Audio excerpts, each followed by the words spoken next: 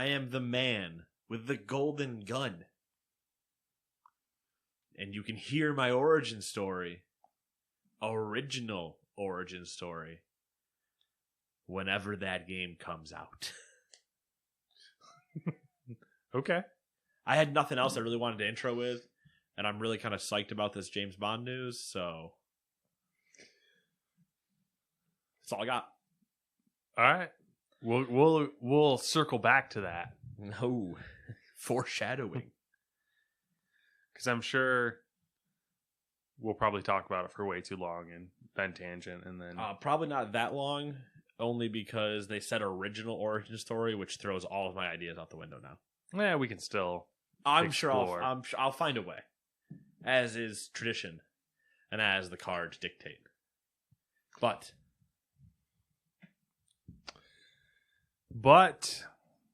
as per tradition, again, this is the Gamers 2 podcast, your weekly roundup of news and commentary from the video game industry and anything else that might pique our interest, like 007 news that's in the video game industry.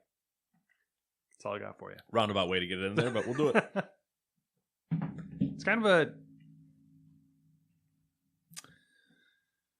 I don't know, it wasn't a thrilling week for news. It's kind of a slow week. It was a week that was very much filled with the first story that we're going to cover and go into further detail in another episode. That was the main drag, other than Europe getting its PS5s. There was a bunch of that going on. Sony taking over subway stops and signs and things. Oh yeah, I didn't really include that because it's like standard Sony. Because we're American. Yeah, well, that's like standard. I feel like that's normal Sony it is standard procedure. Sony advertising procedure, especially when it comes to Europe, because they are at least I think, I don't know the stats to back this up, but I believe they are the predominant console in Europe. So yeah. For sure. Before I get to my usual roundabouts, though, Matt, I do have a question to ask you. That question comes from a user named Even Steven.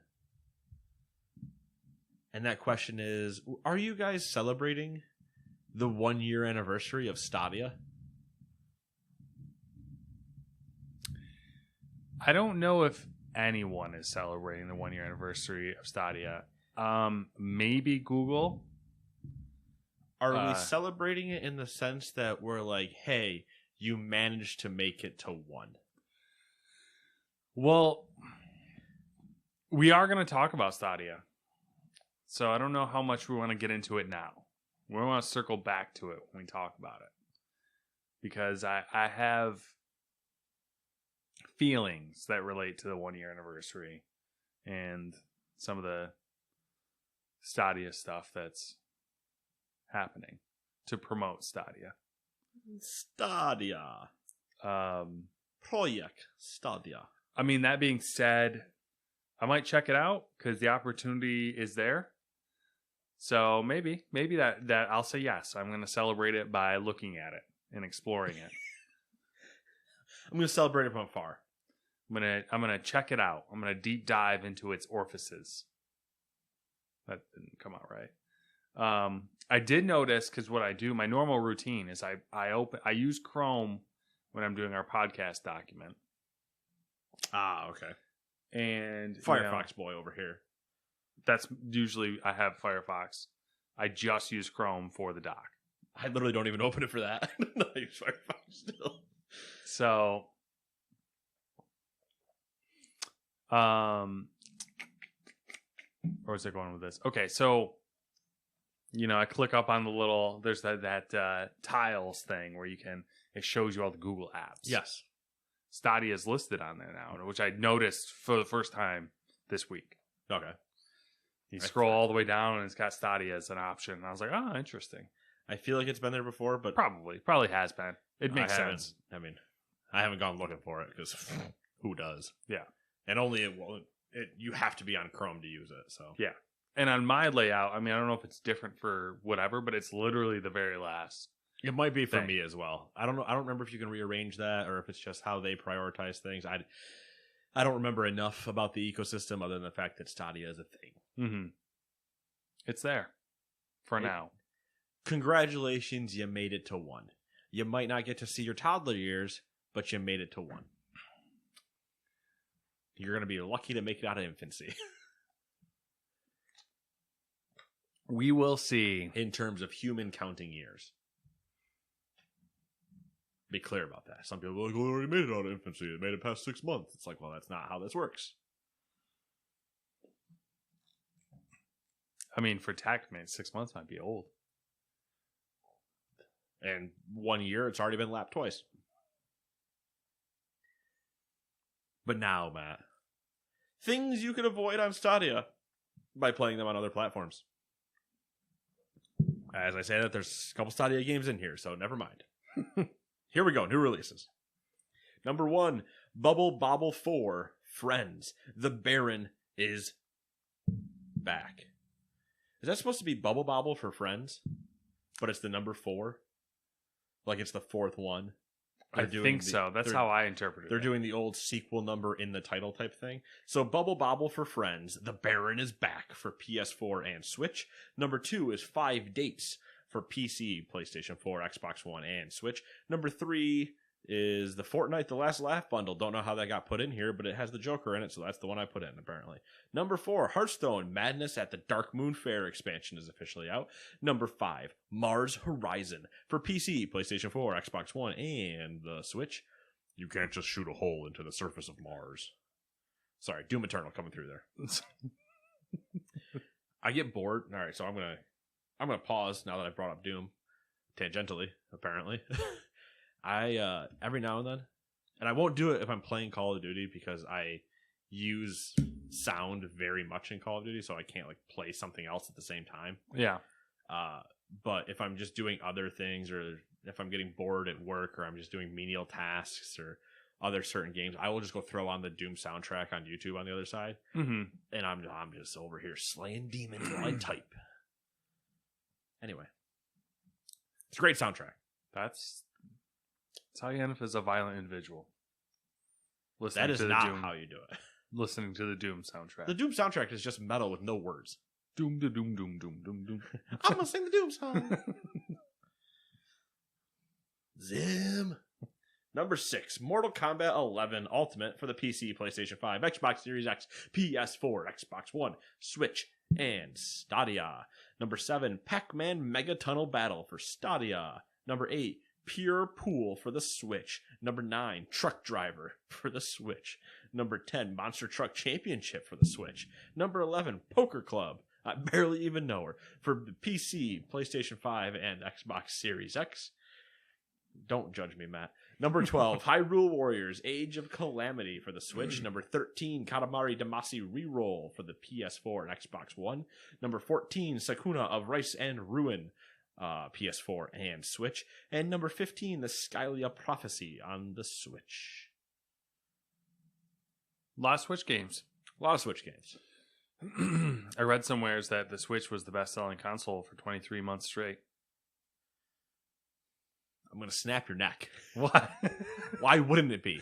Oh, you mean the 1 month it wasn't probably is this month of November during a double console release? I'm not surprised, but it's a random fact. It was the only console that came out in those 2 years? It's just a random, little fact. It's a terrible fact.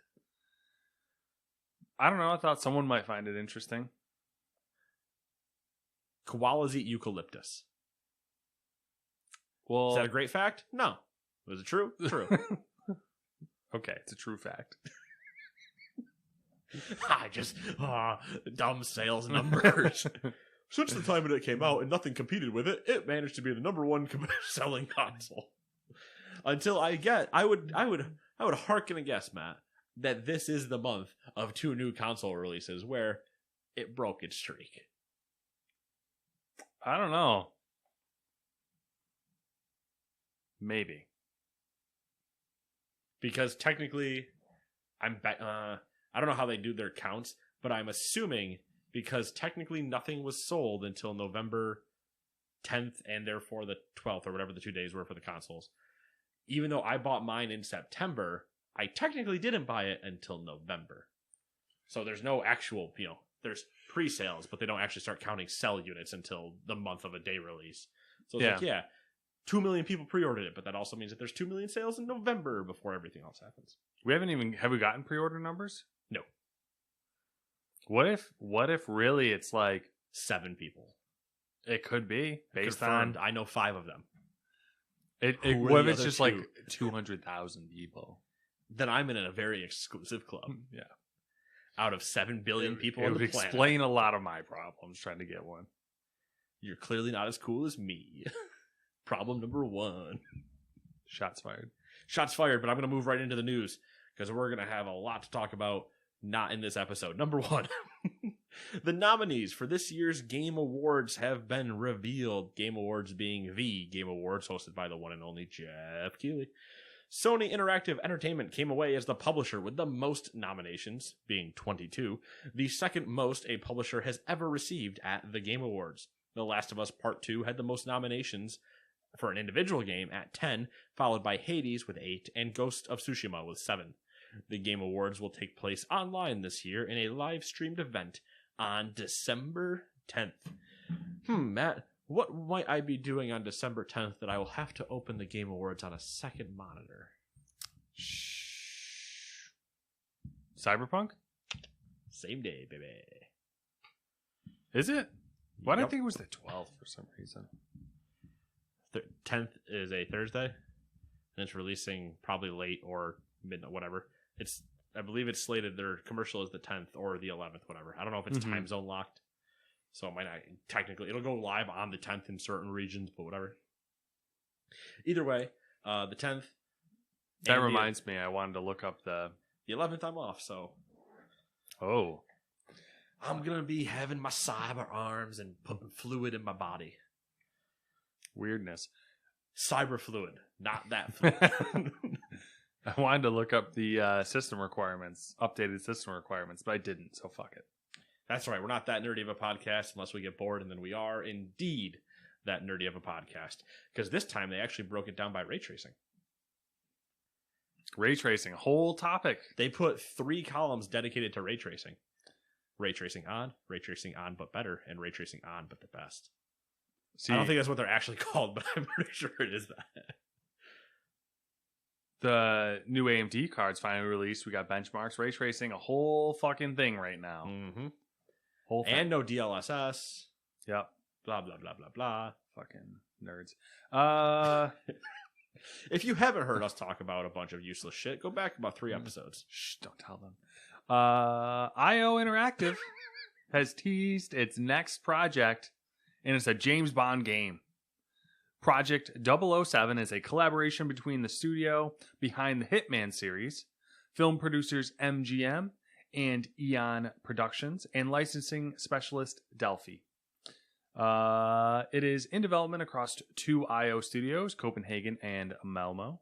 I don't know how the fuck to say that. A very short teaser debuted online with a statement released shortly afterwards revealing this upcoming title will be, quote, the very first James Bond origin story, end quote. This does not mean it will be an adaptation of Casino Royale. Instead, this will be a, quote, wholly original Bond story developed exclusively as a video game, end quote.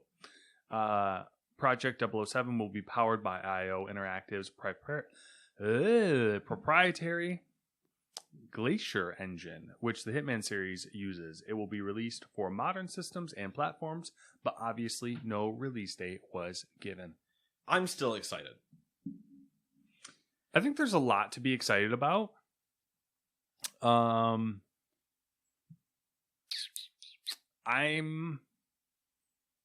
probably not as excited as you are, it seems. I'm excited with a couple of caveats. I'm excited because it is the Hitman studio who has been doing great Hitman games. Mm-hmm.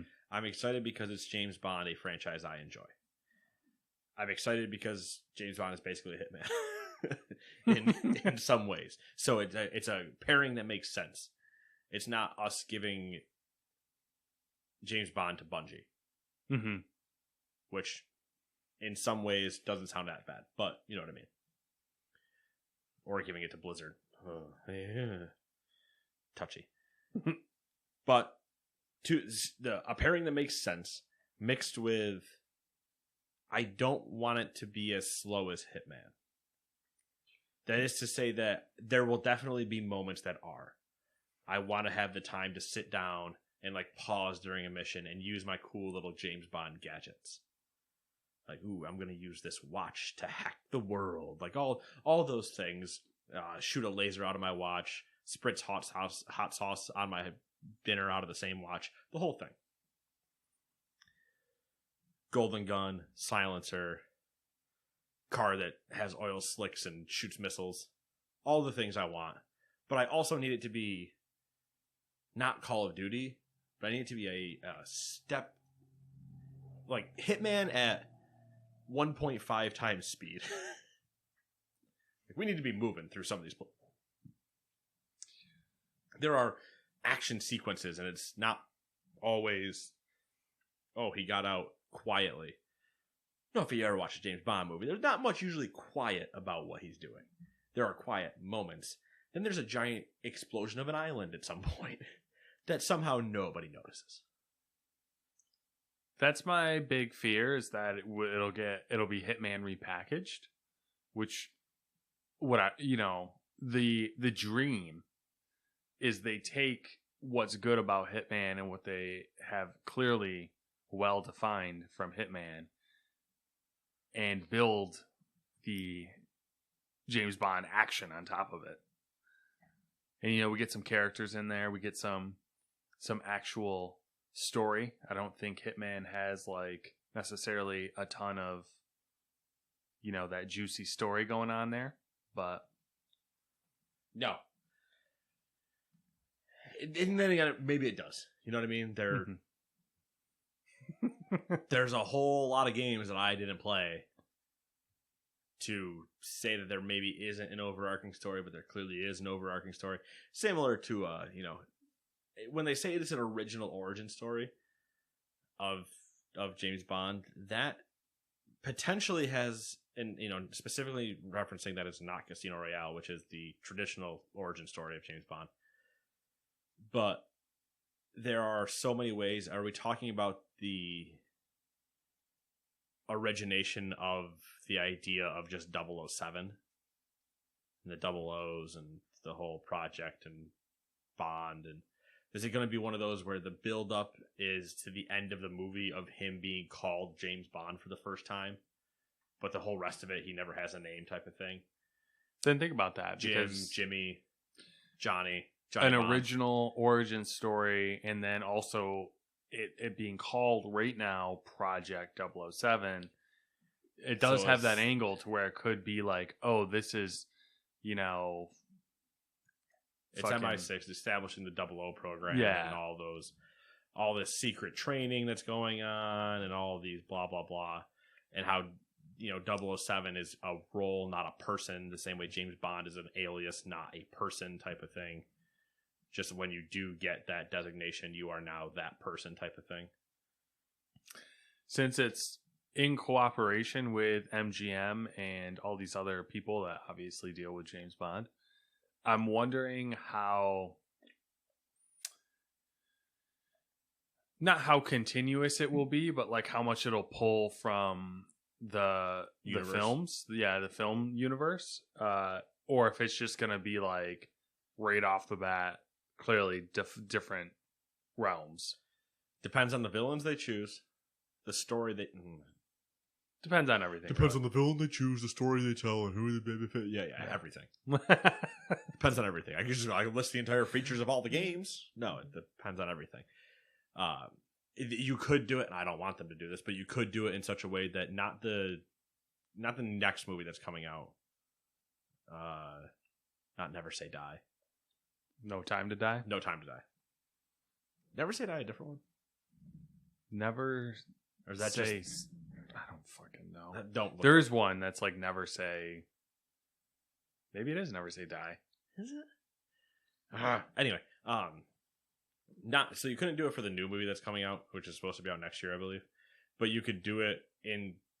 Seeing how you're just announcing the idea of the project or whatever, you could do it in such a way that if you really wanted to, you could do it in conjunction with whatever the next film is. But I think that's I don't think you should tie this into a movie. You shouldn't make this a movie game. You should just tell the story you want to tell and let it exist separately from the movie 26 or 5 movies that there are. Going to be 25 movies, that's what it is. Yes, answers? Never Say Never Again? Oh. I don't even know this one. Who's the Bond? Sean Connery. Never Say Never Again? I'm going to read the synopsis. An aging James Bond makes an uncharacteristic mistake during a routine training mission, leading M to believe that the legendary British intelligence spy is now past his prime.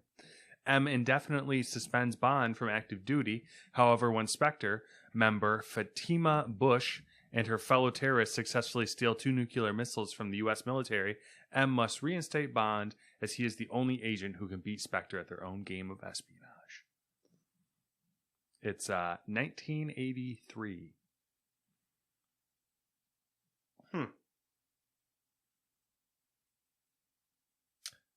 Maybe I have seen this one. I recognize... Maybe. I don't know. Something to look into, I guess. All right. Cue it up for the podcast. Post-podcast trailer, James Bond, Never Say Never Again. Never Say Die, I think, is just a saying. Yeah. Maybe. I don't fucking know. What do you think? 3, 4 years? For this to show up? Yeah. 3 years if you're lucky. 3 years if they have a year of work already happening. Of just storyboarding and blah, blah, blah. Because if they're using the same engine and stuff, I'm sure it'll be a decently easy transition. I mean, I guess they could. Physics-wise and things, but... I mean, if they use a lot of the same elements, like animations and stuff, and they might be able to pull it off in 2, but it might not necessarily be good. I'd rather wait 3. I'd be happy at 3, but I might be happier at 4. I really dislike when they just say, here's an idea, and then don't do anything else. Yes. Yeah. That's exactly what. Called Beyond Good and Evil 2? There's so many. Called Ubisoft? Yeah. I was going to say Skull and Bones, but we're going to talk about that anyway. That's why I'm just going to... Let's just put it in a big old breadbasket of Ubisoft. Ubisoft. Splinter Cell. They haven't talked about it, but I mean, come on now. Anything else on Bond? James Bond? I'm good on Bond. Gold Bond? Not a fan, but never used it. I don't understand. Like, I don't know if you've ever experienced this, but maybe when you get your haircut, they put the powder on your neck. No, I just get a good old. Let's just wipe this shit off. And just like a slightly wet towel. Let's just get away. I never got the Gold Bond on the neck thing. I feel like it's an old barber thing. It maybe it is, but then again, those are the guys that I'm also watching pull out these old sous chef knives that are doing old beard touch-ups. I'm like, yeah, listen. So when I was a kid, I would get my hair cut in Camden at a fucking barber shop. Okay. I've never been to a true barber shop. Yeah, I mean, that one is definitely truest sense of the word barbershop. Had the old chairs, had the look, you go in there. Had the pole? It did. You go in there, and, I got, the cliche little boy's haircut. It's kind of similar to how my hair is, how I wear it now. Didn't it come back around to how we all do our hair now? Yes. And 20 years in the making. Got the Gold Bond on the neck, which I never quite understood. I guess it's so the hair doesn't bother you or some shit. I don't know. You got it on before? No, it's afterwards. Right. Which that was the thing, But was it they just left it there, or was it a little bit of here's some powder and let's just brush it off type of thing? Yeah, exactly. And then the Tootsie Roll at the end, Tootsie Roll Pop. Ooh, interesting. Never have I don't say that. Somebody will immediately text me and say that I'm wrong. But I wanted to say other than one hairdresser, I don't remember getting treats afterwards. I don't know. Yeah, no, I could see it because it's supposed the idea. You know what? We could just have an entire idea where I bring up products in the store that I've never used, and I've also never like researched into how would I use or why I should use. Gold Bond, pretty good reason to branch into this part of the podcast. You guys wanted gaming news, right? So is it to stop like irritation? That's what I'm assuming. Because there was always the whole joke, like baby powder would be the same thing, right? Mhm. The whole thing is to stop irritation. The old baby powder your balls. Yeah. Good old Sark reference. You know, shit's getting hairy. You don't want to sweat down there. Powder up. Yeah. Okay. So if that's what we're going for, also never done that. Never, other than when I was a toddler and didn't do it myself. I've never been like, listen, I got to powder up. I have feelings on that. That's like we could do a whole episode on that. Like I've chalked hands, but that's different. Chalking hands is for, grip and you're swinging around on some rings and stuff like that. But I've never powdered up. I think when you have to powder up, I've tried it. And I think if Well, you're powdering up, was it when in your running days? No. Oh, interesting. When you're powdering up, I mean, usually it's like a sweat thing. Like you're just trying to. There's clearly you're trying to cover up a symptom that can be solved by better underwear. Yeah, isn't it just like better hygiene too? A combination of better underwear plus hygiene. Not really the hygiene thing, I don't think, because like for me, I think the hygiene thing is after probably. Yeah. I always thought it was if you sit in your own stew too long, you're gonna have problems. I assumed it was always for like if you're active and sweaty or whatever. The powder is meant to like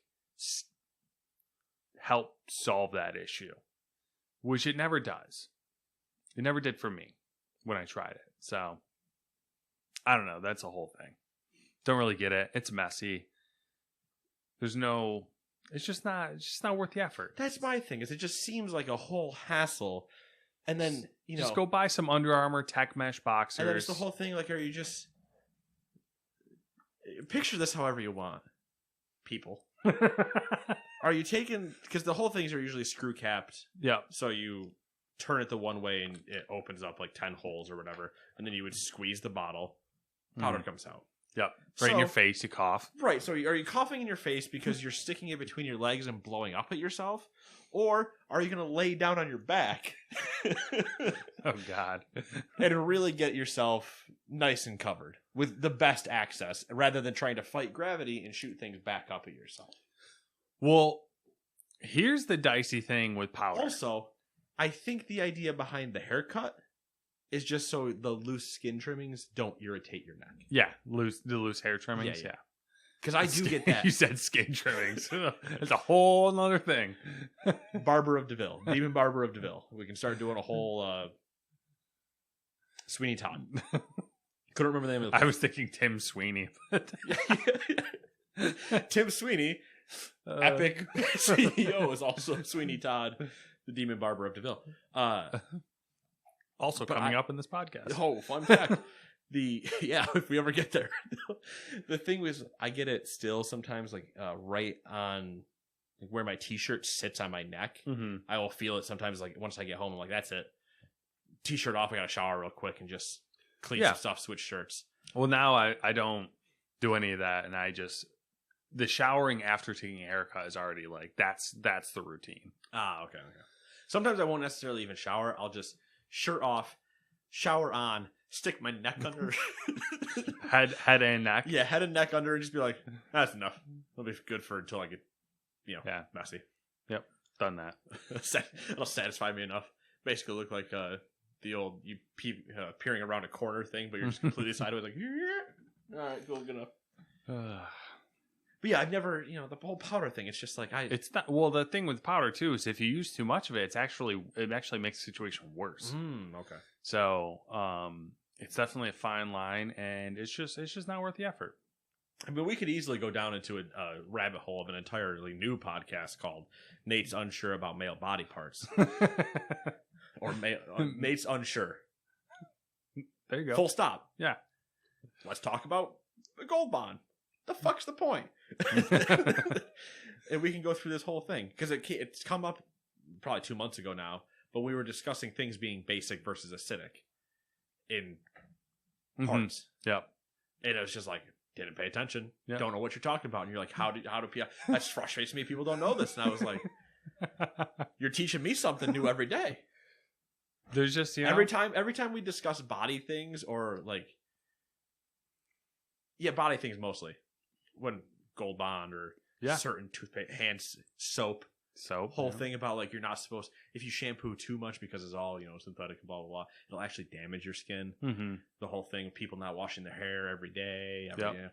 I was like, I'm learning so many things about people and things that I just never, I was just like, that's just what you do. I never questioned it. We could have 20-minute episodes where it's just like, Matt, I'm unsure about the idea of a fountain pen.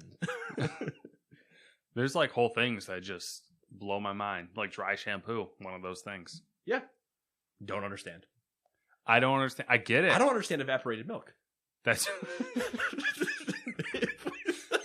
yeah, and then okay, so what's the difference between evaporated milk and condensed milk? Right? Because I was instructed to go to the store last week and buy one can of both. And I'm like, they look the same. They feel the same. Yeah. And if we walk downstairs right now, I have a bag, I think, that might say powdered milk on it that I use when I'm making bread. Mm-hmm. What the fuck's that then? That's not in a Nestle Carnation can. Why are there 19 things of flour? There's bread flour, then there's all-purpose flour, then there's... I'm just like, I don't understand. Baking soda has so many uses. Like, we could just go on and on. Because I feel like in 28 years, I should have learned something. But everything that I learned is fucking useless when I'm walking through Target. When do I use Crisco? Here's the thing. That was a thing back then. I don't know now. Vegetable oil? What's the difference? All of is these vegetable things. Oil and olive oil? I feel like a lot of these things, Olives especially are vegetables. Does it count? Especially the. I saw a Reddit Tinder post that was about fruits and vegetables. Oh god! And they were like trying to just whatever. But a lot of these things, I feel like we would have learned, food related at least, in home ec. You'd think that. I'm here to tell you you're wrong. I took home ec. Here's what I learned. I can make a mean apple crisp. Taxes still confuse me to this day. That's about it. Didn't learn anything else. We were like, let's cook for a little bit. Let's do a lot of home things that you're going to forget in about 30 minutes. Also, here's how you kind of write a check. So one thing I've remembered is how to write a check, which in 2020 should be dead. There should never be a need for a check ever again. It should be burned and never be considered a standard from here on out. It should be abnormal to be handed a check. But anyway, so this is a gaming podcast. Yeah, I guess we'll swing it back around. we need to swing this back in at some point. Because like I said, I could spin up another 20-minute podcast just for us to just do that, where I'm going to pick baking out of a category and be like, I don't understand. Well, that would be actually great if we just went down aisles that we knew existed in any store. Target, Walmart, Myers, Hannaford, Wegmans. Bed Bath & Beyond. Bed Bath & Beyond. Hell, Bed Bath & Beyond would be great. The old Triple B. What's this instrument of torture do? I'm just staring at a spatula like I don't understand. You come back around the corner and you just see me holding this is a a bunch. whole thing that we could get really far into, because you know what we bought recently, never realized how crucial it could be in life. A potato ricer. What? So you say that. Todd being back in the area and doing a lot of woodwork things and blah, blah, blah. He's just like, yeah, so you buy this jointer and you do this other thing and yada, yada. And I'm just staring at him like, yeah, no, I know what you mean. I have no fucking idea, man. I'm like, I know what some of these things do. And I know the base concept of like, if you handed me it, I would go, yes, I understand. But now where do I put this? I'm like, got it. I don't know anymore. The fact that we perfectly levelly hung a beam in the air and entirely did my floor, both of us have never doing either of those things. Mm. I'm feeling pretty good. I think we can build a house. I know that exact feeling. But it would be immediately shot right back down when we went, okay, so how do we do a foundation? Let's start at the beginning. Foundation and structure. Any idea? None of us? All right, cool. Let's build a doghouse instead. Smaller. Number 3. It looks like the PlayStation 5 outsold the Xbox Series XS in Japan. According to Famitsu's data, Sony's PS5 sold 118,085 units in 4 days, with 14,184 of these units being the console's digital edition. Microsoft Series X and S had combined sales of 20,534 units in 6 days. Breaking down the sales numbers, whew, here we go. All right, math time. We're not a math pod. Breaking down the sales numbers, the Xbox Series X sold 16,247 units and the Series S 4,287 units. As a comparison, the PS4 sold 322,083 units in 2 days in Japan back in February 2014, and the Xbox One sold 23,562 in 4 days in September of 2014. Famitsu noted that the high number of PS4 sold back then was due to the console having launched in North America already by the time it reached Japan, so Sony anticipated demand by securing a larger stock. I hate you. I know. And what can we tell from this? Nothing. Japan is Japan. Yeah, I mean...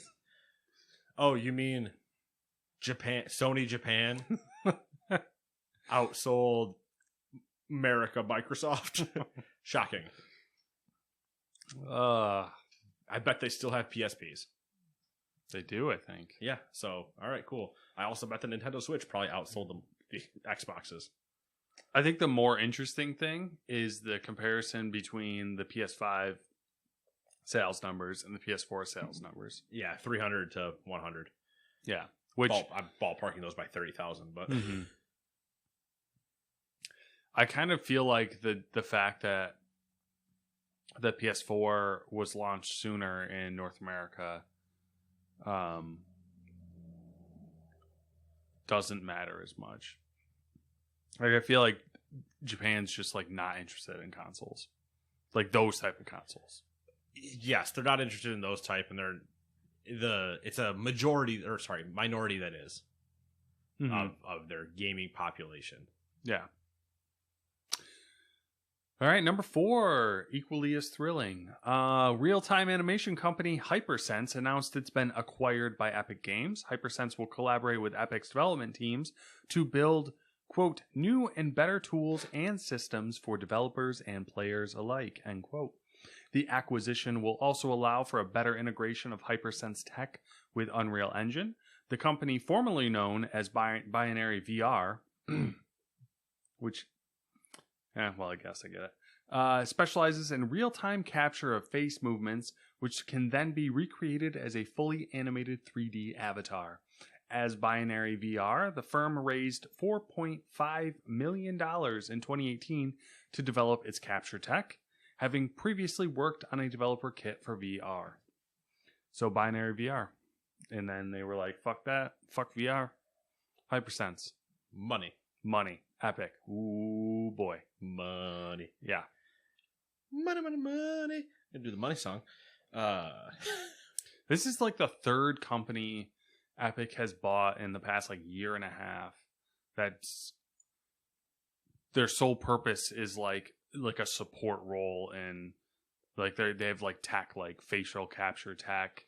One of them had confirmed Epic doing LA Noire 2. Well, then they're all rolling them into, you know, the developer Fortnite. Tools, and then Fortnite, like Fortnite VR on its way. Yeah, one of the news stories they didn't add in here was that Fortnite's getting video chat. Oh, great! I can't wait for some 10-year-old to tell me that my mother's a slag. And it's one of those companies that Epic bought. I love using that British term, by the way, Mm-hmm. just because it's, I don't know, something about it. You're a slag. It's better than saying whore for some reason. I Speaking of Anyway. all the British slang, like I was starting to get really. Careful for really going away too far from the point you wanted to just have. I know. Well, I'm off that now. I had to check myself sometimes when I was playing Watch Dogs Legion, because like the sheer amount of British slang that was getting thrown at me was just, I was just like, I'm fucking over this. But I'm like, wait, like maybe, I don't even know, maybe that's like how people talk in the UK. I don't know. Right, fam? Or whatever the fuck he's like, Bruv. fam and Fam, bruv and mate. yeah. It's just like every 2 seconds. We're gonna talk about that game in a bit because to be fair, I liked it better than 2, but we got some big problems. Yeah. Throw it in there somewhere. Yeah, we'll throw it in our recap of what we've been playing because I haven't said that I beat it yet, but I did. Number 5. Google on Thursday announced iOS support for its Stadia cloud gaming service, following in footsteps of Microsoft in turning to the mobile web to circumvent Apple's App Store restrictions. I don't know why this story doesn't say thanks to Nate's suggestion. Google says it has been building a progressive web app version of Stadia that will run in the mobile version of Apple's Safari browser. A public test should begin in the next few weeks. A couple little notes here. Destiny 2 is now free to play on Google Stadia, and if you buy Cyberpunk 2077 through Stadia, Google will send you a Stadia Premier Kit, which is a Stadia controller, a Chromecast Ultra, and a 1-month trial subscription to Stadia's Pro. The deal runs until September 17th, or supplies run out. Yeah, the Destiny 2 thing is it's free. Like, you know, you don't have to be right, but does that include Beyond Light? I don't know, because that's what it was on Steam. Steam was free, except for the most recent thing. Yeah, which that's probably the case too. But I thought, oh, it's a good opportunity to hop in there. It's been a year, play Destiny, see what it's like. It's been a year since what? Stadia. Oh, I was like, it's been a year since you played. It's been longer since you played Destiny. Oh, fuck you, bro. No, it's been longer than I've played Destiny. So I don't know. That was the thing. I'm curious to see how your experience goes versus mine. Probably I'm sure terrible. it'll be very similar. Yeah, it's probably terrible in terms of just disappointment. The funny thing, so fun fact about the Stadia Premier Kit, our friend Todd has one because I think he uses YouTube Premium, which you could redeem a free Stadia Premier Kit just for having that. You had to be a Premiere person before November 6th or something weird like that. So he got it. Yeeted the Stadia controller to the other side of the room because who gives a shit? I mean, not really, but, you know, put that back in the box. It's not what we're interested in because he wanted the Chromecast Ultra because he bought a Quest 2. Okay. So he wanted the Quest 2 to cast that screen to the TV so people could watch what he was doing and blah, blah, blah. Also, he then learned immediately that it is much harder for people to follow along what you're doing just watching the screen because they're seeing literally what you do, so they're just getting all jerked around based on what the game is. Makes me just want to play Superhot all over again. Anyway, before I get into my VR pipe dreams. Superhot in one of the wireless headsets would be pretty dope. Oh, it'd be nuts. Well, yeah, we'll get into that. I've lost my VR dreams, so. Well, it would also be nuts, but I would also need like you in the room because I wouldn't trust myself to not do something. We even saw it, even with where the mesh was. When I was trying to reach for that one gun, I was like, all right, where's my TV? How close am I? A couple more inches? How close is it? All right, I can feel it. I can feel the TV. I'm going to kind of reach behind it. All right, got the gun. Yeah. Spatial awareness is the thing. Yeah. And that mesh doesn't have a ceiling. Yeah, I mean, the mesh doesn't have a ceiling, but that's bad for you who punched his chandelier, but I got a ways to go before I'm going to punch things. And now so do you that you fixed your broken chandelier by getting rid of it. The thing with the Chromecast Ultra. Micro USB. Okay. Right. My same thought. Like, all right, fine. You came out a couple years ago, but come on. Also has an Ethernet jack on it, Interesting. which it was interesting. Yeah, that's exactly. He sent me the picture. He's like, "This has an Ethernet jack," and I was like, "What the fuck does it have an Ethernet jack for?" I mean, I guess if you were needing, I guess that's a good thing. it's not bad, but it's just weird Yeah. on a wireless device. Well, I think it's weird that you can get Ethernet adapters for Fire Sticks, Yeah, that is weird.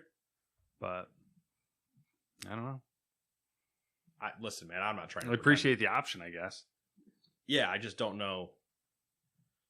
Yeah. I have yet to meet the person that needs it.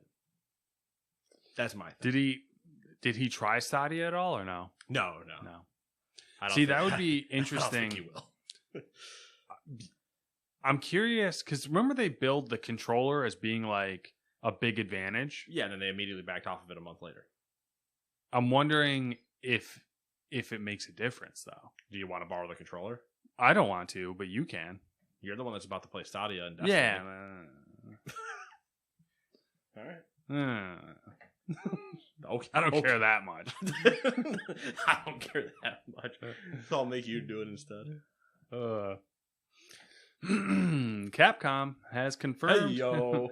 has confirmed that it was the victim of a ransomware attack that has compromised employee personal information, financial data, and potentially other types of private data held by the company. That was also confirmed, which we're going to talk about in a second. Capcom reveals that the incident took place on November 2nd, 2020, and was perpetrated by an organization called Ragnar Locker, which was demanding ransom money in an attack on encrypted data on the company's servers.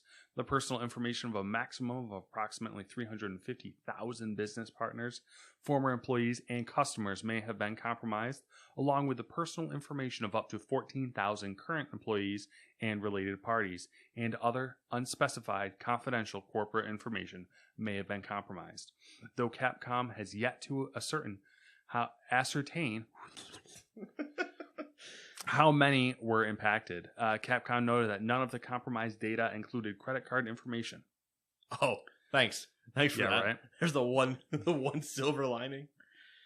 And due to the hack, there's been some leaks of some possible upcoming games, which I didn't really dig too deep into because whatever. Street Fighter 6, and there's a new Ace Attorney game.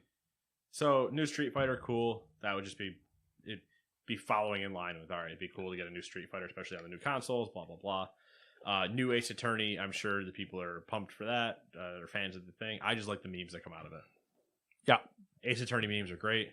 Go line eject, all that stuff. If you are a Capcom fan, and you are curious about potential games, you can dig your little fingers deeper into the interwebs, because I'm sure there's more information. But Fingers. I just grabbed the big ones and was on my way.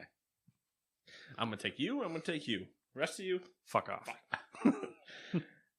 Number 7, Ubisoft has announced that Assassin's Creed Valhalla has sold more units in its first week than any other Assassin's Creed game in its respective first week. According to a press release, its launch was also the best-selling Ubisoft PC launch the publisher has seen. Valhalla managed to take the number 1 spot on the UK box sales charts in its launch week, beating out COD Blops Cow in the first time Call of Duty hasn't been number 1 in its debut week in 13 years.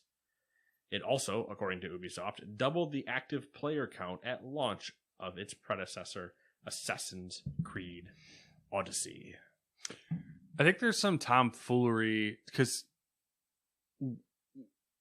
Let me think about this for a second. When did COD come out? November. Not the same day, right? No, not the same day. Came out later, right? Came out the Friday. So it had like maybe 2 days of that week. Assassin's Creed came out Tuesday. Yeah, see, that's where I think the ring is there. That Assassin's Creed was out almost the full week, and Call of Duty was out like 2 days. Yeah. So they do get to play with the stats. And even if that was still true, if you took We would have to apply that to Call of Duty's first 48 hours in every other Call of Duty in the 13 years that they're claiming, Mm-hmm. and see how Call of Duty did in those 48 hours. Mm-hmm. If it's comparable or, the same situation where it's like, even in the 48 hours, they still smoked them type of thing. But Yeah. interesting. It still goes back to what I said about Valhalla from the last 2 weeks ago, or whatever it was. They took the year off that I demanded they take because they also said they were going to. And then they dropped fucking Odyssey on us. So either way, give the people some years, give them some distance to not be in your bloated RPGs. Then put it in Vikings, where, sorry, people, but nobody gives a shit about Greeks anymore. We're done. Not like, you all right there, Chief? We're not done. Stopping a sneeze. We're not done forever with the Greeks. But Did I tell you that I told you what my theory is for the next one, right? yes, Okay. Mexico. That actually wouldn't be a Mayan one. Would be pretty dope. Just don't call it Assassin's Creed anymore. Anyway, Yeah, I mean that's true for sure. just call it Laura So- Croft Tomb Raider. Yeah. The thing though, I'm taking the time off and doing all the things. And listen, nobody liked Rise Son of Rome. All right, there's 4 to 6 hours at most of just doing some stuff, and we're like, oh god, all right, Greeks are a thing, whatever, who cares? We understand. That might not even been Greek. I don't remember anymore. But like, all right, cool, that was a thing. And then people just keep seeming to just pound that shit home. Remember, we go pirates, ninjas, Greeks, zombies. Then we go back. Now we go back to Vikings. So now that the Vikings TV show ended on history about 10 years ago, it's a good time to bring back Vikings. And it's been a while since good throwing axes. So here we go. Yeah. Might be a while longer. And I think the Marvel helps. Yeah. Even in its little bit, the idea of, yeah, Thor, I know him. Viking, Odin, they all make sense. Yeah, I think that also God of War probably helped a little bit as well. True. Boy. Trying to think of how much I want to say about Valhalla. Not spoilered. It's irritating me in some ways. Because Sounds like an Ubisoft game. the free running is starting to get clunky again. Uh-oh, here we go. You know, with the maps. The old Assassin's Creed. Whee! Yeah, like, you know, you're clearly pointing the joystick up, but for some reason it's like, oh, you want to go to the left? Or I'm clearly pointing the joystick down and also holding the B button and or rapidly tapping it, because that's supposed to be like, I want to get down as quickly as possible. Yeah. But no, I'm going to jump forward and completely avoid the trap door that I just broke open. You know what I mean? Like, Yeah. that type of stuff. And like getting hung up on things randomly. Oh. Like getting hung up, like jumping, and then getting hung up on like a fucking torch. Yep. I had that happen with a spider bot a bunch in Legion, where I would just try to jump somewhere and then I'd be like floating between two boxes, and I was like, Yep. It's just got some clunkiness.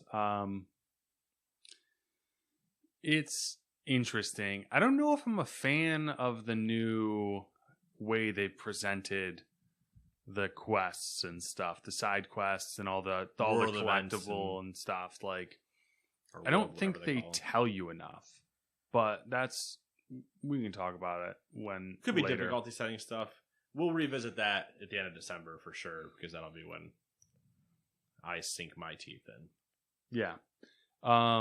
I did find, I texted Nate this at some point, we were chit-chatting.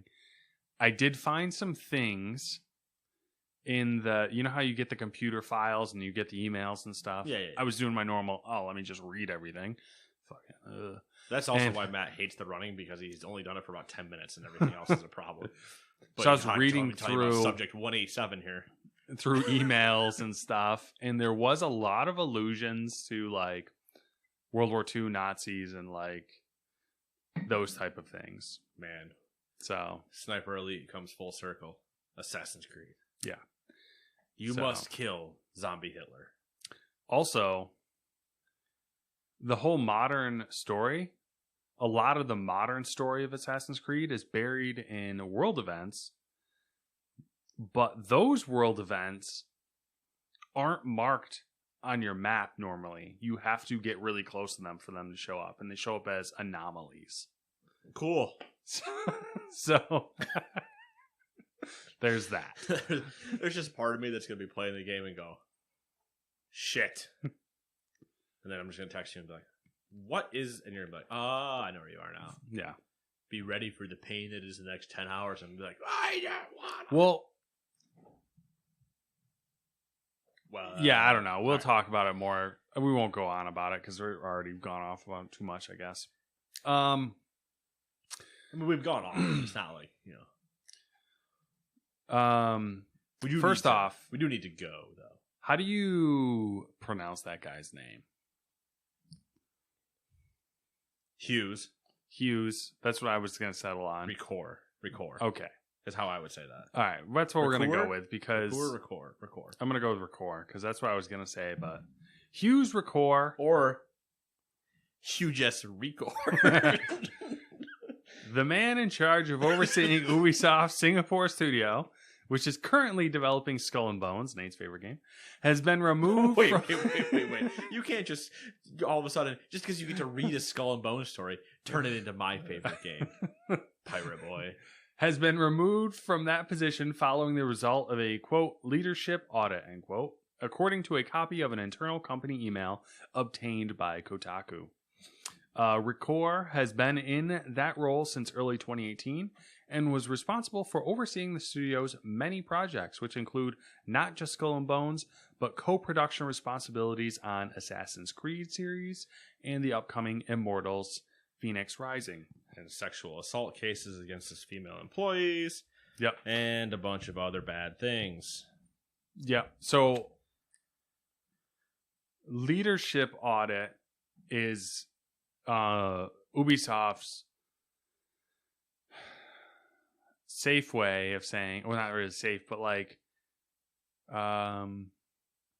it stems back to the story that they put out in early September, was it, or August? Yeah, it's when all the allegations broke, and they said we're going to have an outside team, an outside firm, whatever, come in and do all these interviews and give us the findings and blah blah blah.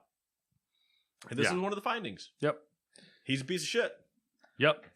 Been removed. But not fired. What we should have done is kept a whiteboard of Skull and Bones development because it would have been primo. Like with bad things happening. We need just a giant whiteboard in here.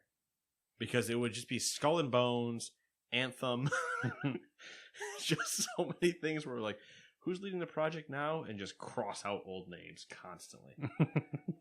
Who's got Halo currently? Anybody know? Fifth Studio? Halo now being produced by Sony. Let's have a list. Games and developer hell. We'll have Beyond Good and Evil 2. Is that the one? Yes. Halo would probably be in there. Do we put them in developer hell, or do they actually exist? Developer hell is Halo.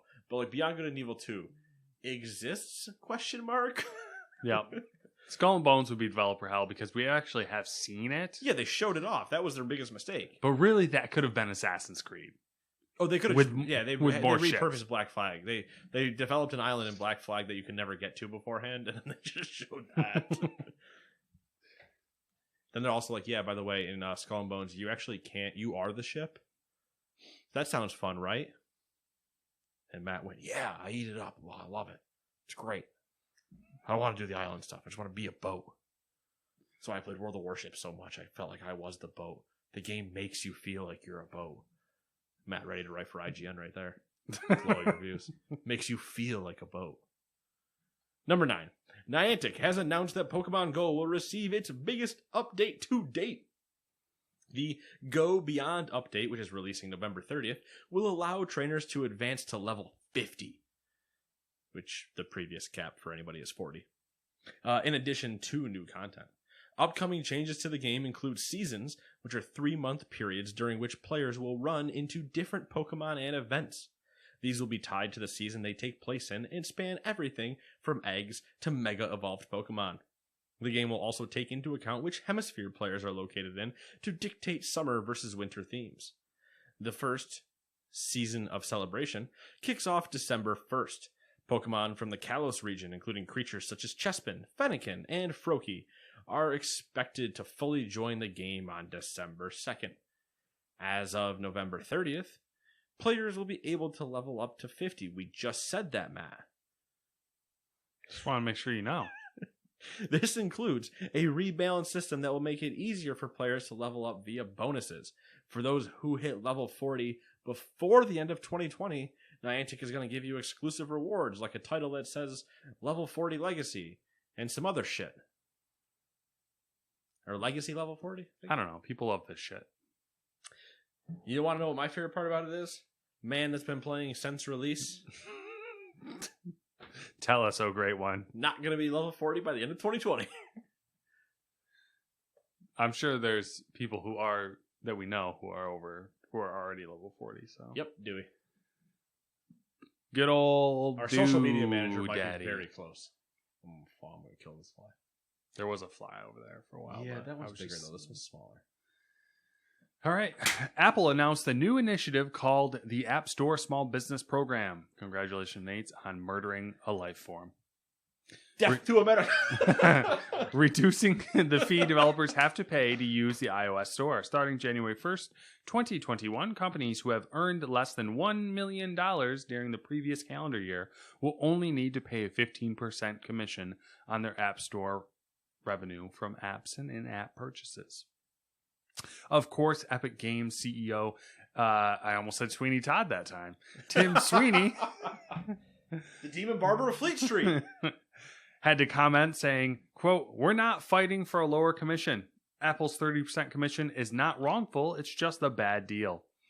What is wrongful is Apple blocking competing stores and payment processors to ensure that good deals can't be offered to developers at all," end quote. So I did read this earlier. Not his quote about it. But I saw the Apple will only take 15% if you've made them less than $1 million. Yeah. And it was like, oh, not what we're looking for. You know, in terms of stepping stones, not even a full stepping pebbles. I think it should be lower for small apps. I do like the idea of it scaling up though as you make more money. I understand that. I just don't know that $1 million is your low cutoff. Yeah, that's what I'm saying. I think it should scale 10 million, more. probably closer. I think it should scale more. I think it should go lower too. For like the percentage cut should go way lower for smaller. Oh, yeah. Let's start at 0. Work our way up. Number 11, Embracer Group, which owns publishers THQ Nordic, and Koch Media. You're going to like this one. Koch Media? Yep. Revealed, I never remember. Never remember if it's Koch or not. Revealed 13 more studio acquisitions. Here we go. It gets better. Woo! All right, Nate's getting loose. They grabbed Coffee Stain North, Quantic Lab, Snapshot Games, Flying Wild Hog, Purple Lamp Studios, 34 Big Things, Mad Head Games, Nimble Giant Entertainment, Sandbox Strategies, Zen Studios, I think is the only one I've actually heard of so far, Silent Games, A Thinking Ape, and Lugo Mobile Entertainment. Iago Mobile Entertainment? Is that an L or an I? I think it's an I. Iugo. As part of their most recent fiscal report, Embracer Group revealed during acquisition talks with more than 100 developers.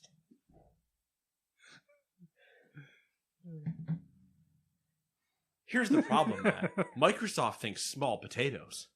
They're like, we could just buy ZeniMax. What's that? 6 IPs? THQ Nordic and Koch Media? Big brain plays.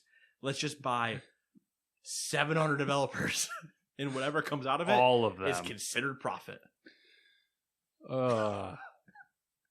Yeah, I'm on the same boat though. Zen is the only one I recognize. Yeah. I might know games by the other ones, but I actually have to go look it up, and I'm not that worried to go look up 100 different studios to see what games I know.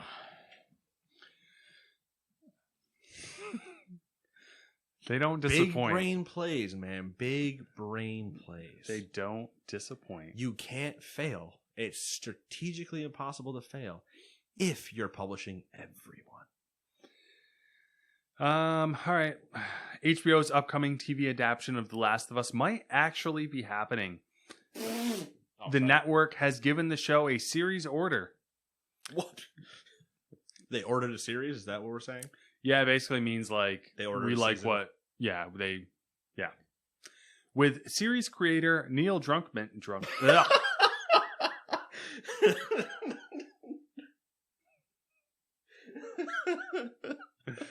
Good old Neil Druckmann. Neil I can't wait Druckmann, for the awards episode. working as both a writer and executive producer alongside Craig Mazin, who is of Chernobyl, the show. Not the location. Or the disaster, either one. Which was a great show. HBO's Carolyn Strauss, who is the executive producer for Game of Thrones and Chernobyl, and will also serve as the executive producer on this Last of Us show. So, the strong team. Which comes first? The Last of Us? or Or the Uncharted movie? Which Neil Druckmann project shows up first? I think Uncharted. I think Last of Us. I don't know. That's a good one though, because like I think Last of Us because I think HBO will say, let's just get going. that's a good point. It is HBO. And Uncharted has been in movie hell with multiple directors. Apparently Tom Holland is officially now. But that one's gone, around the circle now for 3 years already? Well, I think longer than that. And it's still going? Mm-hmm. And it's still not Nathan Fillion? Yeah. Yeah, that's kind of bullshit. He's too old now, though, unless they went old Drake. They could still do normal Drake. He's just the closest thing that looks like Drake. That's all. And his personality is kind of similar. Yeah. So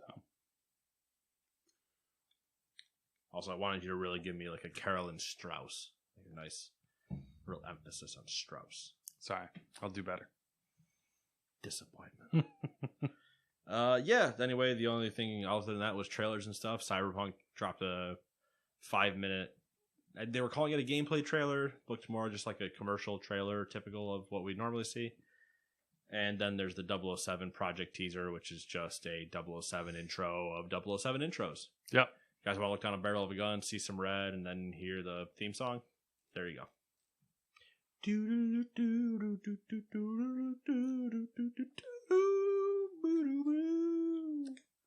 They didn't let you finish though. That's true because of copyright, I can't finish the song. I have to keep it short. You know how perfect that tune was. But yeah, the ending. I am bummed out that the end of that, the end of that teaser doesn't finish on the right note. Mm-hmm.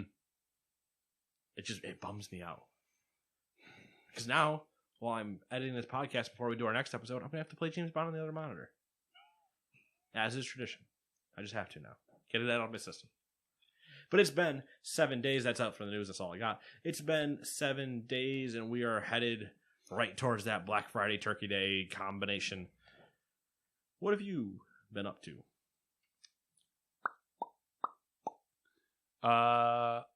Anime. Long Way Up. Mandalorian. That's what I've been viewing. And playing The Last of Us. Playing Assassin's Creed Valhalla. Lots of Valhalla. How are you feeling in terms of like your completion percentage in Valhalla right now? Like, where do you think you fit on the timeline of end of game? I could have checked. I forgot to. I'm going to guess 30%. All right. That's a fair assessment, Matt. It seems long. It seems like there's a lot there, but I've noticed that it's far more linear. Okay. And not linear in the sense of like, oh, we want you... Point A to point B, blah, blah, blah. Linear as in like, clearly you're not going to want to go into that area over there because that's for level 160 and you're level 50 and this area is for level 50. So like they force you into a direction kind of unless you really want Big mean man on the hill. Yeah. Tell me don't go towards hill. Got it. Yeah. I despise him, and I will go there anyway. Yeah. I mean, the upside to their new structure of how they're presenting world events, which are their side quests and collectibles and stuff, is that you know what's what. So I'm not interested in 100% completing this game, surprisingly. So I'm been avoiding all the side stuff, and I've just been collecting like the things that help me move forward, like wealth for my settlement and gear and books of knowledge, because that's how you get your abilities now, your skills. Vikings can read. Yep. And interesting development. Playing the main story, and that's it. All right, cool. So there you have it. All right then. That's what I've been doing. What have you been doing? All right. It's been I get caught up on Mando. Except for today's episode. So haven't watched episode 4 yet. Playing some Call of Duty. Playing some WoW. Gonna be playing a lot more of that next week. I finished Watch Dogs.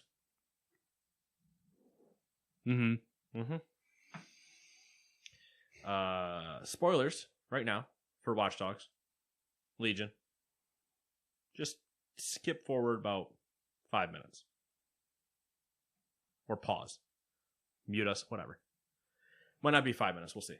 Well, are we talking about anything else after this? That's true. You could just end it here. Yeah, you know what? If you don't want to have anything Legion spoiled for you, stop listening now. We'll see you guys next week. It's been a fun time. All right, so Legion. The moment, barreling towards the end, because I hit all right, I got to finish it. I finished it much faster. Like, when I was like, I can finish this weekend. And you were kind of like, yeah. And I was like, I don't know. Maybe it'll be close. And I finished it, I think, Sunday morning. And I was like, I wasn't even close at all. I burned through that. And getting close, as you get closer to the end, it was right what you said. There's just a certain point where it's like, you need to have guns out because you don't have a choice. Yeah. Which pissed me the fuck off because I didn't play. That's not how I was playing the game at all. Right. I was only doing it if I somehow managed to fail like partway through a mission. I was like, I need to just get back to where I was. So I would just rip out a gun and get back to where I was and then continue. All the people I used didn't even have like automatic guns. They had they had the taser things and they were pistol, and I switched to the SMG after you had said it works well. Yeah, and it roasts. Mm-hmm. The kick with there's a point, I don't know, 3/4 of the way in or whatever, where you go to do some Albion missions and it's just like, you better have a gun. Yeah. Because you're going to have problems if you don't. And like, they don't even give you the option. They're just like, you're in combat. Yeah. There's no like, oh, you could do this sneakily. It's, nope, combat time. Be ready. Yep. I liked it became combat time with hacking, not hacking with combat time. Yeah. I did enjoy the Cass fight of him in the big mech. Mm-hmm. As you're going down the elevator, I was like, he's going to be in a fucking mech when I come out of this, isn't he? He's going to be in a damn robo suit. And I pop out and, he's in a giant turret. And I was like, you would be. But I liked the run around, do the things. It opens up a weak spot. You obliterate the weak spot. Yeah. Hack the things, obliterate the weak spot, hack the things, obliterate the weak spot. That wasn't terrible, and I agree. That was because you had the puzzle thing in there. Yeah, you're in the middle of doing a puzzle while he's shooting you, while he's summoning some enemies. There are hackable things to set to arm the traps, which I just armed everything in the room and watched them all run in and die constantly. That was fun. And you could still like kind of move around and not get obliterated. Yeah, even with him in a giant turret, you were still allowed to run cover to cover. Mm. You might take a couple shots, but you weren't getting one tapped. The funny thing was when he comes out of that into phase 2 and he's in that armored suit, I switched to my grenade launcher, shot him 4 times, and that was the end of the fight. Mm-hmm. I took more damage fighting him that way than I did in his entire mech. One of them is because I shot the grenade launcher from me to you away, about 4 feet. Not really clear of an explosion radius at that point. So I almost killed myself on the second phase, and I was quite angry with myself that I almost did that. But there's that fight. And then as you're leading to that point, I'm like, oh, it makes sense. I know who the bad guy is now. I had kind of guessed in the beginning. I was like, Zero Day is clearly somebody you know. Like, it has to be. Mm-hmm. Nobody that's in this sweet hacker group all of a sudden has somebody that they've never heard of show up without it being somebody that's already here. I mean, there's kind of a dead giveaway, and it's the fact that you never see someone in person. Yeah. You never see them. You never see them in person. I'm like, all right, this is getting suspicious. Like, and they're just like, oh no, what happened to the dead guy? Which also you ignore after the first, like when you find his body or whatever. It's like, that's fine. mm-hmm. Like the whole thing was like, oh yeah, we'll avenge Dalton or whatever, but we just never talk about it. Which I think was the dead dev, but I didn't double check that. I didn't actually go look that up. But in her arc or whatever, as you're going towards the end, you immediately just stop hearing from her. Mm-hmm. Like she stops being in part of team meetings and everything, and I'm just like, oh, well, I know who Zero Day is now. All right, cool, whatever. And then you go through the let's go realign some satellites and hack the planet, because she already tried to hack the planet. Her let's rehack the planet, I guess. When you get to her like hideout, yes, and leaving that hideout was a shit show. That pissed me the fuck off. I got annoyed running into the hideout. I died going in because I wasn't watching for the smoke things on the floor. Yeah, the like gas traps. Mm-hmm. So I walked down there a second time, threw my spider bot out, popped every one of them. And that was the thing. Walked back through with my second person, just disabled the turrets and kept running. Yeah, which was like, all right. They use those mines like then. I think one other time I saw them, and it was like literally like there was two randomly placed somewhere, and I was like, what the fuck? And like the only reason why I noticed them is because I was looking for. They were going into the cast fight. Oh, were they?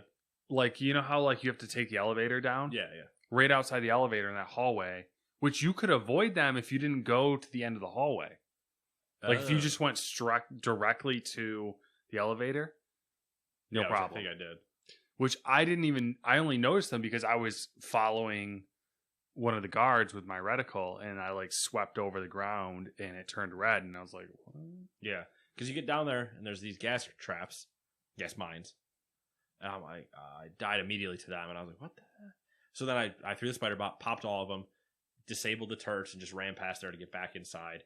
Did all the hack stuff, and then going out the backside, there's a guy literally right around the corner that he's not there until you hit the invisible wall and they spawn him. And I was just like, what the hell is that? Mm-hmm. And then they don't. Because the two places they give you for cover, you can't cover against the stairs. Mm-hmm. And then the other place is across the hallway, so you have to take shots, and the guy is next to you the entire time you're trying to do it. Yeah. And then running to the elevator out of her place or whatever, they're just continuously spawning people. Yeah.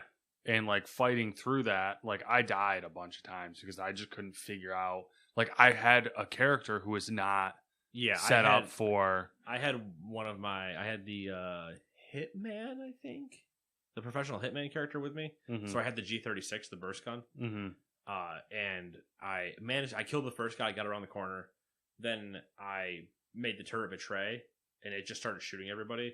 And then when it stopped betraying, I took it over and shot everybody else, mm-hmm. and then ran out. So I got outside. But then even once you get outside, when you come up and you get outside into the like cemetery or whatever it was, when you get out, the first thing I did, I just sprinted for a car and started driving.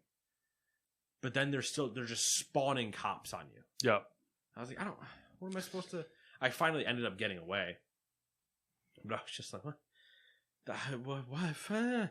I purposely stopped and switched cars like 3 times because I was looking for bigger spoilers. I was like, this is not a big enough spoiler. I'm going slow, drifting corners. That's got a bigger one. Brake, get out, get back in, and drive past the cop that just flew past me type of thing. But yeah, that was... And then after that, it's the drive to fight her when everything's collapsing. Mm-hmm. And I was like, kind of nuts. that was actually kind of cool. Because Yeah. that makes sense. That's what the entire idea of an entirely connected world going wrong is. Cars. I got just fucking veering- nuked. What? Not nuked, but like I was driving, and you know how like when you see the satellites or the drones or whatever that are laser beaming the people and killing them. Yep. Like I drifted into a beam essentially, and it's just fucking like Vaporize the car. yep, got me. Yeah, I'm watching the drone. I'm watching all these buses that are turning and all these other things. I was just like, all right, I'm just going to drive about as fast and crazy as I can. And I was like, this is actually really cool. Like, if I could replay a mission again, just a segment of one, I would replay the fly through London, like crazy London scenario. Yeah, it would have been neat if they did more stuff like that, like more just like that it was just nuts. Yeah.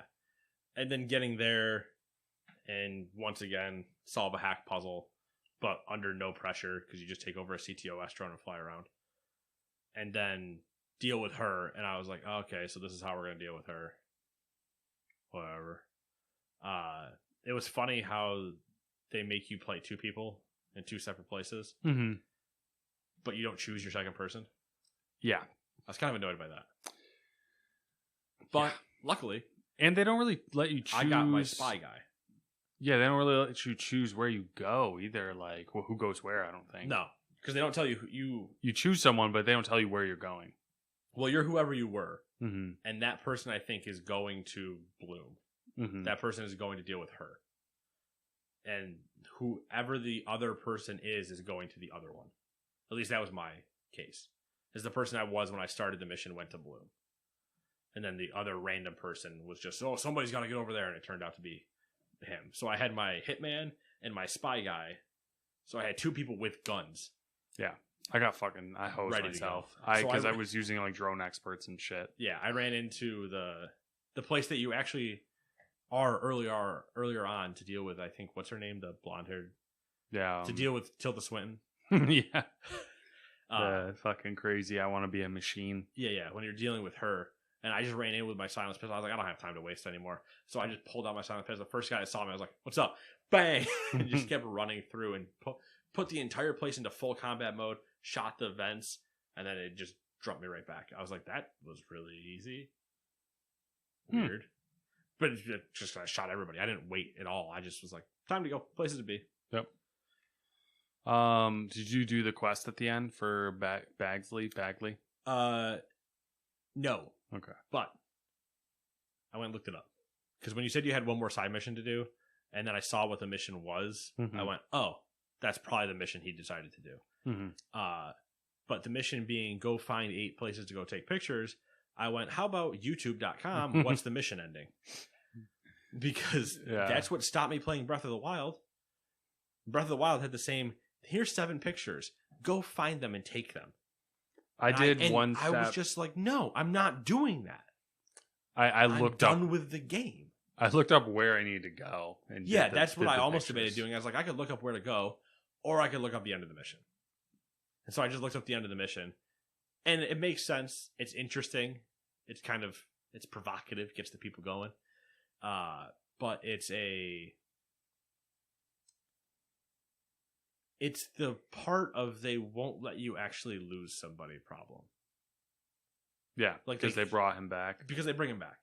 Like, okay, you killed off Dalton in the beginning, but then you had a chance to have sacrifice and everything mean something, and the guys to try to like go on, even if they recreated like a Bagley 2.0 later on, like they tried to redevelop something or whatever.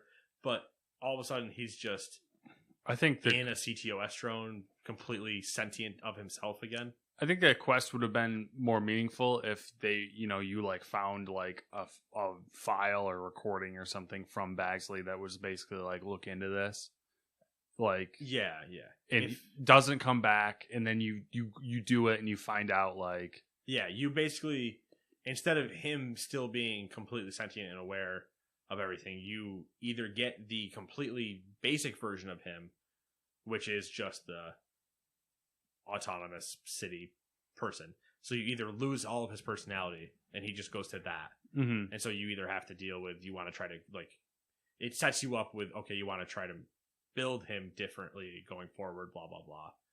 Or, yes, there is just a single file that is like, hey, look into this address and this person type of thing.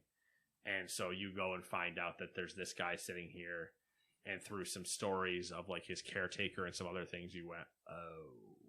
Yeah. And then it was just like, and that's a wrap. But nope. No. And multiplayer updates coming in December. Oh, thank you. Exactly. I'm good. Appreciate you. We still have to, I like that they're still like, we have to still take back London. And I'm like, I did. There was a giant drone problem in an invasion and I killed everybody. Did you not see this? I did do that. But yeah, that's all I got for this episode. Anything else? I'm good. All right, now we're officially done. And if you are curious for what our thoughts are on the Game Awards, all nominees and category things to say, we'll be recording that right after this. Bye-bye.